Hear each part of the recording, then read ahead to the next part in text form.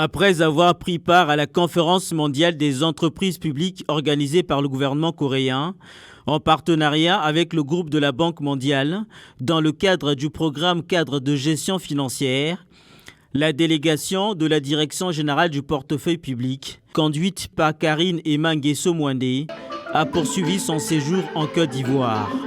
À Abidjan, la délégation congolaise a pris part à l'atelier régional sur la gouvernance des entreprises publiques. Une rencontre qui a réuni plusieurs responsables et experts autour des enjeux liés à l'amélioration de la gestion des sociétés d'État dans l'espace sous-régional. Parmi les sujets examinés figure notamment le partage de bonnes pratiques en matière de gouvernance, ainsi que l'élaboration d'un cadre régional de référence destiné à renforcer la gestion et le contrôle des entreprises publiques dans les pays membres.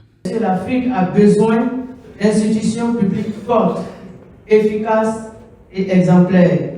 Elle a besoin d'entreprises publiques capables d'accompagner durablement la transformation structurelle de nos économies et de soutenir nos ambitions d'intégration régionale. C'est pourquoi les initiatives telles que celle-ci méritent d'être encouragées et consolidées.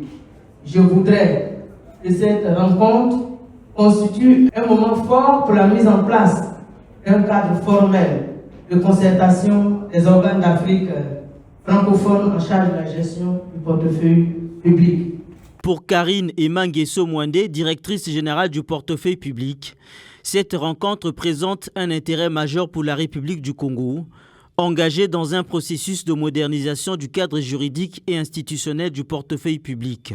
Les échanges tenus à Abidjan, tout comme ceux organisés à Séoul, viennent ainsi enrichir les travaux en cours autour de l'avant-projet de loi portant réforme du portefeuille public au Congo. Cette réforme vise notamment à renforcer la gouvernance, le suivi de la performance, ainsi que la transparence dans la gestion des entreprises publiques.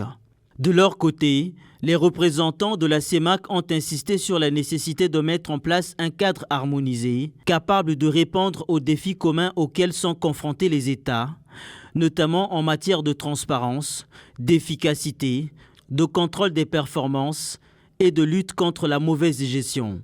Cet atelier s'inscrit dans la continuité des échanges engagés lors du Forum des entreprises publiques en Afrique centrale, tenu à Brazzaville en février 2024, ainsi que ceux de l'atelier régional, organisé à Douala en mars 2025, autour des enjeux liés à la gouvernance et au suivi de la performance des entreprises publiques dans l'espace sous-régional.